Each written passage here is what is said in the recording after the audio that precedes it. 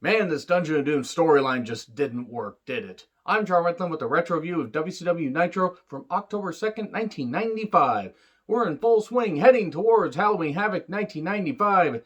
The Monster Truck match, and the mash, the Monster Mash, the Truck Mash. They mash, and then the Giant mashes on the pavement, yet somehow comes back, and the Yeti helps him win the WCW title. Really not looking forward to retro reviewing that, but before, got to get through the rest of October. And honestly, this wasn't a bad episode, but Hulk Hogan interrupted a lot of the good stuff, and the Dungeon of Doom was all over the goddamn place. This is when WCW was gaining traction, but they were still kind of stuck in the cartoonish era, and they just couldn't get Hogan to get out of this cartoonish portion of his career. Yeah, it kind of dragged some aspects of the showdown. That being said, it left you wanting more because it was just an hour of programming. So, in Denver, Colorado, Bischoff, Heenan, and Mongo on commentary. Heenan, things are going to get hot and heavy here tonight. All right, Bobby, whatever you're into. And Flair interrupts, looking for Arn Anderson. He wants him in the worst or best possible way. Woo! Recaps of the Giant laying out a whole bunch of people. Luger versus Randy Savage. Lex said last week if he did not beat Randy Savage, he would leave the WCW.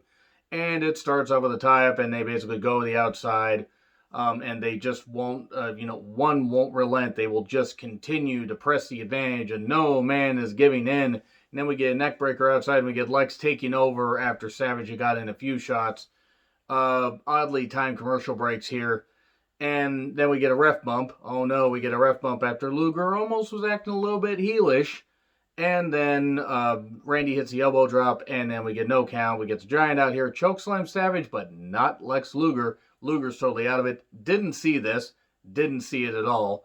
And ends up getting the torture rack on, and Savage is out, then Luger passes out. So, okay, he stays on. He stays on. Luger stays on until the end of the company, in 2001.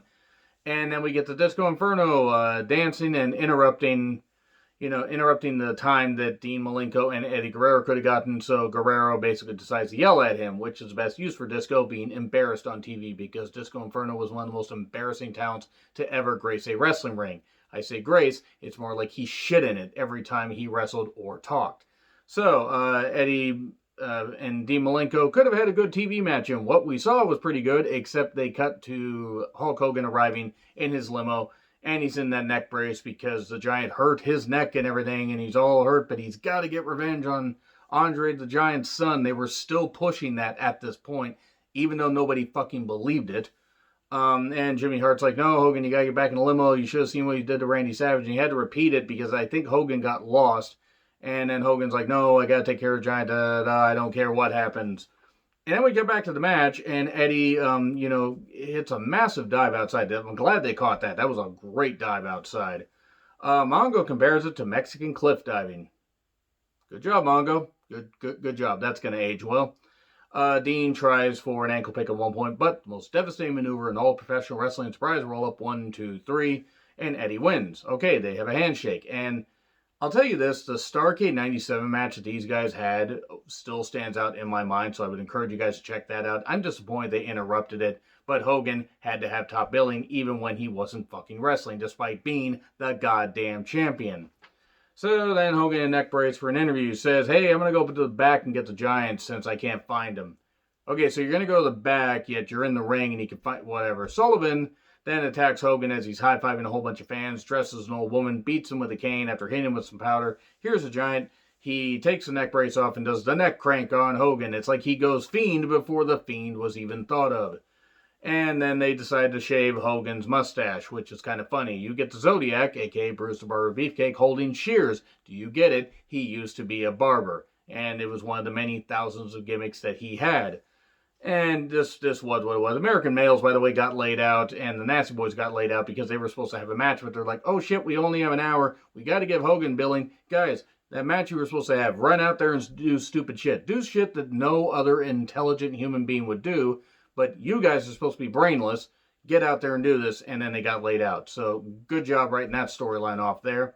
And then we get Flair versus Arn Anderson's Fall Brawl rematch, and it was personal, still some good stuff. Obviously wasn't as good as Fall Brawl because they didn't get nearly as much time, but physical, had some good moments. Flair gets the figure 4 on, And then it seems like Arn gives up just before Pillman hits a splash on Flair that was supposed to cause a DQ. I'm really confused by this because it was a bit of an odd finish. And then they lay out Rick, and Nick Bockwinkel, who was the commissioner still at this time, I don't think was a commissioner very much longer, makes a cage match between Flair and Arn for next week. So yeah, it looks like things are building up pretty nicely for Halloween Havoc 95, even though that was a snake bit show for a lot of reasons. Anyway, agree, disagree with what I said, like, share, subscribe, Twitter handle in the description. I'm John Rethlin. I'll see you soon.